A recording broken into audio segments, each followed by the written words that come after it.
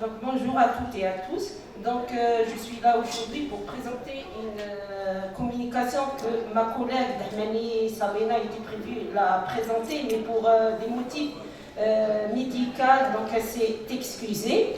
Donc je remercie avant de commencer la présentation toute personne qui a contribué à la réalisation de cette enquête ou bien cette étude. Réalisée durant l'année 2022 par une équipe pluridisciplinaire constituée de sociologues, d'épidémiologues, de médecins généralistes et de démographes, ainsi que des membres de l'association, dont des membres sont ici présents parmi nous. Donc merci à toute personne qui a contribué à la réalisation de cette enquête.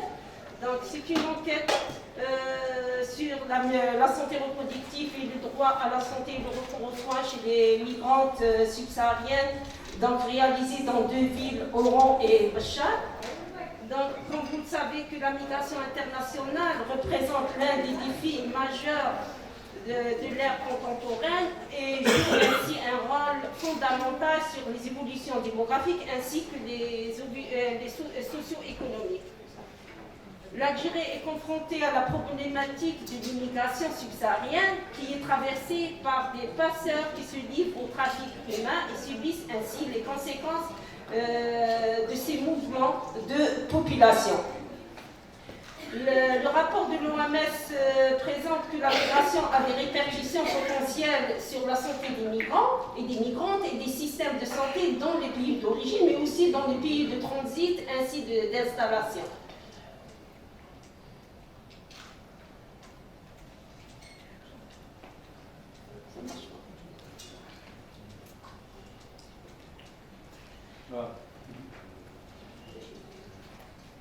Donc, les migrants peuvent être à la fois victimes et vecteurs de risques sanitaires, notamment en raison de leur parcours migratoire qui sont difficiles, chaotiques et sont aussi souvent confrontés à de multiples obstacles pour accéder à des soins de santé appropriés dans le pays d'accueil.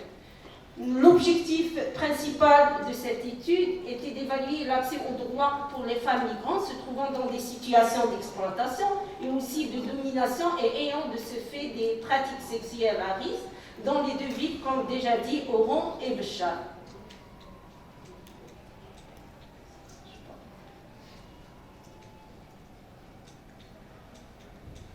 Pour les objectifs spécifiques, elle se limite à produire des indicateurs permettant de construire un plaidoyer auprès des pouvoirs publics pour mieux répondre aux besoins des migrants, sensibiliser les professionnels de la santé à l'accueil et la prise en charge sans stigma et sans discrimination des personnes migrantes et contribuer à renforcer les capacités d'action des acteurs de la société civile à Oran et Béchar pour l'amélioration de l'accès aux droits, en particulier le droit en santé reproductive et sexuelle des femmes se trouvant dans des situations d'exploitation ou de domination et ayant de ce fait des pratiques sexuelles à risque. Concernant le cadre de l'étude, donc c'est une enquête, comme déjà dit, qui a fait appel à deux approches, l'approche qualitative et quantitative. Elle a été réalisée dans les deux villes, Oran et Béchar. Le choix de la ville d'Oran parce que c'est une ville côtière stratégique et favorable à l'entrée en Europe. Elle dispose beaucoup d'infrastructures sanitaires au niveau public ainsi que privé, et elle est plus urbaine et dispose d'un tissu économique et touristique appréciable. Pour le choix de la ville de Béchar, elle est une porte d'entrée pour les migrants subsahariens vers l'Algérie. L'étude a fait appel à deux approches. On a combiné l'approche qualitative avec l'approche quantitative. Pour l'approche quantitative, il a fait appel à une enquête par questionnaire qui a touché 500 femmes réparties 219 à Oran et 280 à Béchar.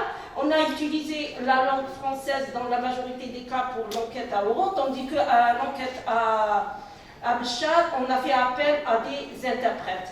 Pour le questionnaire, il est constitué de 118 questions. 16 questions, elles concernent la situation socio-démographique de la population enquêtée et les 102 questions renseignent sur l'état de santé individuel, les problèmes de recours aux soins ainsi que le projet de vie des migrantes. Pour l'enquête qualitative, elle a fait appel à la méthode des focus group à partir d'un guide d'entretien semi-directif. 6 focus group ont été réalisés au niveau de la ville d'Oran et 3 focus group dans la ville de Béchar. Dans chacun des focus group, il a été constitué entre 3 à 8 femmes. Dans la majorité des cas, elles étaient accompagnées par leurs enfants. Concernant les résultats de l'étude, on va les partager en 8 éléments principaux. Donc, dans cette conférence, on ne va pas présenter tous les résultats qu'on a obtenus, seulement les résultats liés au recours aux soins et les droits en santé reproductive ainsi que le projet de vie des migrantes. Donc, on va commencer le résultat par l'identification de notre échantillon d'études. L'âge moyen des enquêtés, il est de 28 ans. Il est compris entre 15 à 59 ans, donc presque 98% sont âgés entre 15 et 49 ans, l'âge reproductif. Ces migrantes enquêtées sont originaires, au niveau de Béchar, sont originaires en majorité des cas du Niger, avec une petite proportion, 17% sont des Maliennes, tandis qu'à Oran, la majorité sont des Camerounaises, 41%, suivis par des Nigériennes, 17%, et Mauritaniennes, ainsi que d'autres nationalités. Pour la situation matrimoniale, les femmes enquêtées au niveau de Béchar sont en majorité des femmes mariées, tandis que les femmes au niveau de la wilaya d'Oran, c'est des femmes célibataires. Donc, pour le niveau d'instruction, malheureusement, peu de migrantes enquêtées ont un niveau d'instruction supérieur, il ne dépasse pas 13%. Avec un écart très élevé entre les deux villes, les migrantes de la ville d'Oran sont plus instruites que celles de la ville de Béchar. Concernant la situation individuelle, malheureusement, seulement 3% des migrantes enquêtées ont déclaré avoir une activité financière. Pour celles qui ont déclaré avoir une activité financière, la proportion est plus élevée à Béchar par rapport à Oran et la durée de travail elle est plus élevée à Béchar qu'à Oran. Elle est moins de 12 mois à Oran, elle dépasse les 5 ans à Béchar. Pour la source de revenus, 97,6% des enquêtés ont déclaré ne pas avoir une ressource financière pour vivre, tandis que les 2,4% qui ont déclaré avoir un revenu, ce revenu, il est soit le revenu du mari ou bien le revenu, son propre revenu de son travail ou bien le revenu d'un membre de la famille.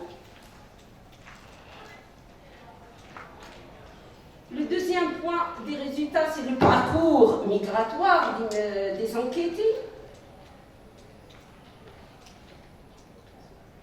Donc, les raisons qui ont poussé ces migrantes à quitter leur pays pour entrer en Algérie, soit pour rester en Algérie ou bien pour traverser vers l'Europe, sont des raisons d'ordre économique, politique et social qui se résument en majorité dans la pauvreté, les guerres, les violences, le chômage, la sécheresse du sol, les conflits et la misère.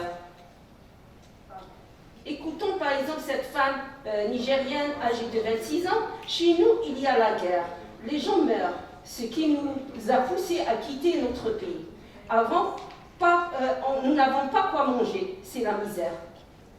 Le projet migratoire est souvent involontaire. Cela veut dire que ce n'est pas la migrante elle-même qui a choisi de quitter son pays, mais c'était soit un choix partagé par un des membres de sa famille, sinon elle était obligée de se trouver dans une situation de contrainte qui l'a poussée à prendre la décision de quitter son pays. L'itinéraire migratoire, c'est un parcours migratoire avec une durée liée aux moyens de transport utilisés. Il peut être varié de moins d'1 mois pour plus que la moitié à plus de 5 mois pour 22%. Le trajet est en effet plein d'obstacles et mauvaises conditions de voyage. La grande fatigue, la faim, l'insécurité, les vols, les viols, les agressions, manque d'hygiène, ce sont les caractéristiques d'un parcours migratoire selon nos migrantes enquêtées,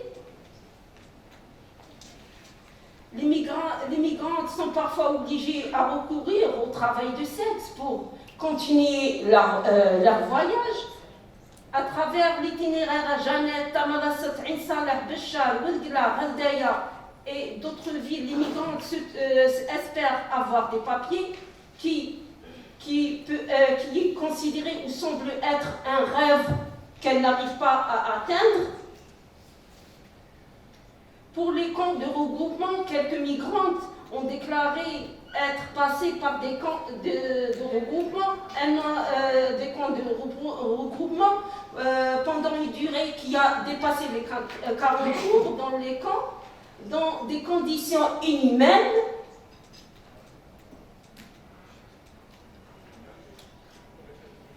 Les migrants d'origine malienne peuvent circuler librement, tandis que les autres migrantes n'ont pas ce droit. C'est les migrantes maliennes, suite à la convention algéro-malienne, ça lui donne le droit de circuler librement.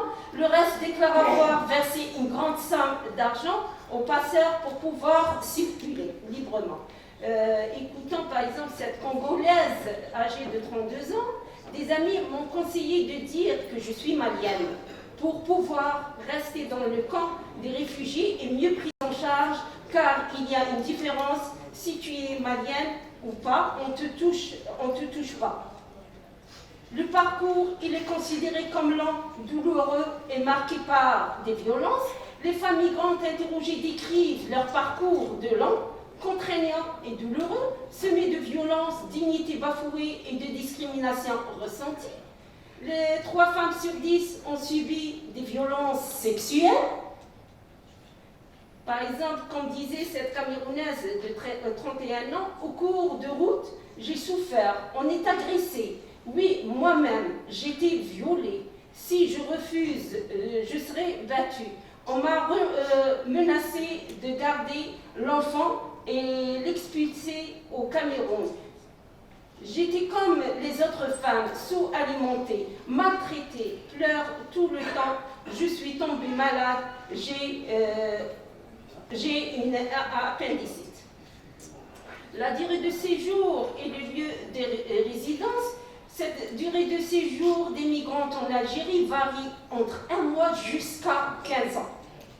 Donc la situation irrégulière des migrantes ainsi que leur situation économique défavorable compliquent leur situation sociale dans le logement. Près de 69% des migrantes enquêtées à Béchar ont déclaré qu'elles résident dans la rue. Cette proportion passe à 3,2% seulement chez celles de la ville d'Oran. La santé générale et l'histoire des maladies, troisième point des résultats obtenus à partir de notre enquête. L'expérience vécue dans le recours aux soins, 14,80% des femmes migrantes ont déclaré avoir été hospitalisées, dont 14,16% à Oran et 15,30% à Béchar. Parmi ces migrantes, presque 61% ont été hospitalisées une seule fois. Le reste, entre 2 à 10 fois, pour une durée moyenne de presque 4 jours. Les hôpitaux tels que le CHU, l'UHS, le PH étaient en majorité leur lieu d'hospitalisation dans 90% des cas.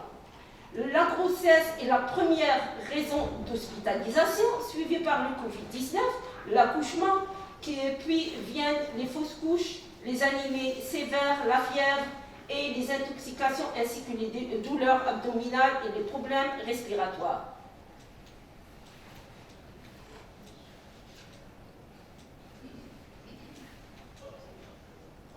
Les besoins en soins de santé des migrantes depuis leur séjour en Algérie ne sont pas liés à des complications sanitaires spécifiques, des maladies chroniques ou bien des diabètes tels que l'hypertension.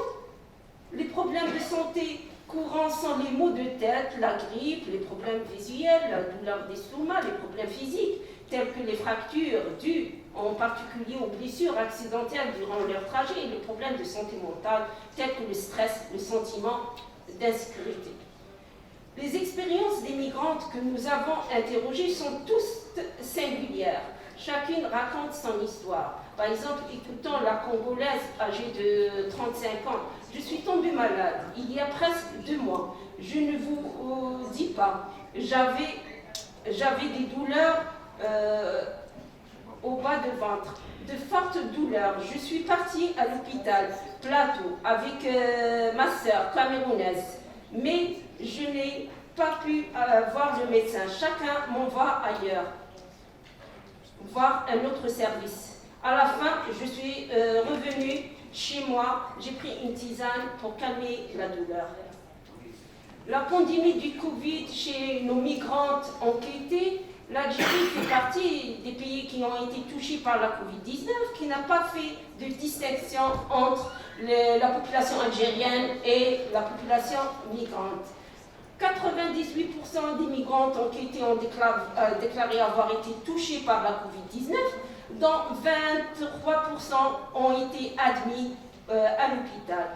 51% des femmes migrantes ont été infectées par la pandémie, pas une seule fois, mais plusieurs fois. La Covid-19 ne s'est pas limitée aux femmes migrantes enquêtées au niveau des 2 villes, Oran et Béchar, mais elle s'est étendue à leurs proches tels que les enfants, le mari, les parents, mère et père, et même la sœur ou bien le frère et les voisins. 63% des migrantes enquêtées ont déclaré avoir perdu un membre de famille suite à la Covid-19, mais soit ici en Algérie ou bien dans leur pays d'origine. Concernant le 4e point dans les résultats qui est la santé reproductive, l'enquête a montré que la santé reproductive est indissociable de la vie sociale, mentale et physique des migrantes. L'accès des migrantes aux services de santé représente un obstacle majeur et le suivi est plus difficile, voire on peut dire impossible. Elles ne peuvent pas accéder aux structures privées par peur d'être expatriées ou bien par manque de frais financiers. 89% des migrantes ont déclaré être non satisfaites de leur vie sexuelle en raison des conditions vécues. Écoutons par exemple cette Camerounaise de 29 ans, avec un grand sourire, elle nous répond et dit « De quoi vous parlez? Je ne sais pas, je ne suis pas satisfaite et je ne crois pas qu'il y a une personne parmi nous qui est satisfaite sexuellement. Notre vie est difficile, mais par exemple, moi par exemple, j'étais violée au désert. Je n'arrive pas à oublier ce que j'ai vécu. Donc, de quelle satisfaction vous parlez? Concernant la grossesse, 7,4% des enquêtés ont déclaré être enceintes au moment de l'enquête, dont 2,4% des femmes sont tombées enceintes malgré l'utilisation de la contraception. Comme disait cette Camerounaise de 27 ans, je me protégeais avec mon partenaire, mais je suis tombée enceinte. Il m'a quittée, il ne voulait pas que je le garde. Mais moi, j'ai refusé, c'est contre la volonté du Dieu. Pour les accouchements, le secteur étatique des soins, CHU, IHU, IHS, la maternité est privilégiée pour l'accouchement car il est gratuit et en capacité de gérer les complications contrairement au secteur privé. Donc, pour l'accès aux soins obstétricaux, qui est caractérisé par le racisme et la discrimination, selon le discours de nos enquêtés, que 78% des femmes migrantes disent ne pas avoir rencontré de barrières à l'accès aux soins. Il faut signaler que ces migrantes font appel, dans la majorité des cas particulièrement ici à Oran, à des associations pour les aider à accéder au secteur de santé, alors que 17% ont été confrontés à des multiples obstacles pour accéder à des soins de santé appropriés de la part des administrateurs ou bien les gardiens et même les infirmières et le corps médical.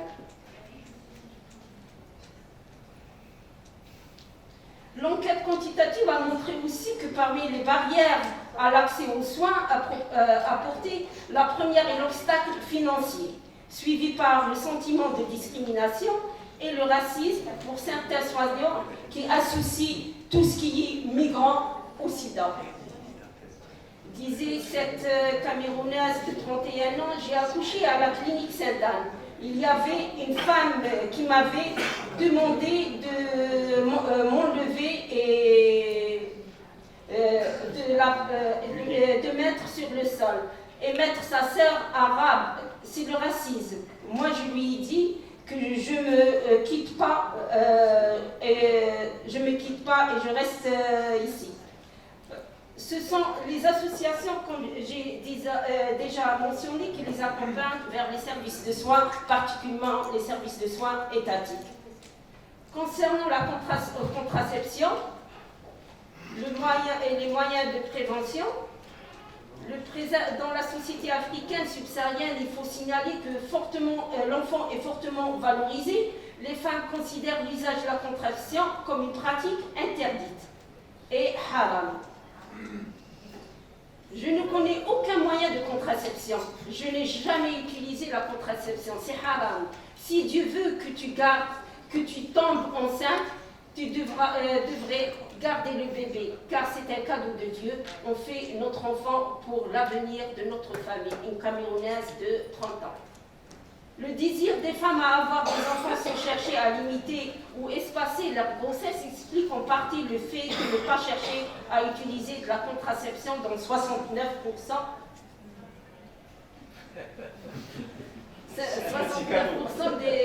des cas. Donc, pour la contraception, je signale que les préservatifs et la pilule sont les deux méthodes commises par les migrantes enquêtées, particulièrement pour la ville d'Oran. Pour la ville de Béchar, on peut dire les migrants de Béchar ne connaissent aucune méthode de contraception. Donc, les femmes recourent à l'allaitement en général, sauf dans les cas si elle est porteuse de maladie de sida, ou bien si elle travaille, donc elle n'arrive pas à enquêter, ou bien dans le cas où, par exemple, elle ne va pas garder son enfant. Concernant les avortements, comme déjà dit que l'enfant c'est un don de Dieu, il est bien favorisé, il est sacré. Donc on ne parle pas d'avortement chez les migrantes subsahariennes, sauf dans le cas des avortements suite à des grossesses venues d'un viol. Pour les connaissances des IST, malheureusement leur connaissance est très faible, elle est limitée à une seule IST qui est le sida. Pour les relations de contrainte, donc presque 20% des migrantes enquêtées ont déclaré avoir vécu une relation de contrainte, soit des rapports sexuels forcés ou bien des tentatives de rapports sexuels forcés. Donc, ces relations de contrainte sont suite à de telles raisons, soit le besoin d'hébergement dans 100% des cas, soit le besoin de nourriture, soit des besoins d'habits, le fait d'être en prison, le viol, s'échapper lors d'un refoulement, ou bien la régularisation de leur situation migratoire et avoir une somme d'argent. Donc, je passe. Donc, concernant la santé mentale, je la résume, c'est une santé mentale, elle est appréhendée ici dans sa dimension psychologique et mentale qui revêt une importance particulière. Parmi les 500 femmes enquêtées, 32,6% ont déclaré avoir un sentiment de nervosité, d'anxiété ou de tension, qu'elles ont régulièrement peur d'être expulsées vers leur pays d'origine. L'inquiétude, l'incapacité de la contrôler est un sentiment récurrent chez nos migrantes. Les migrantes pensent que leur santé mentale est souvent déconsidérée par le personnel médical ou bien le personnel soignant. Les diverses structures de soins mettent surtout l'accent sur la santé physique des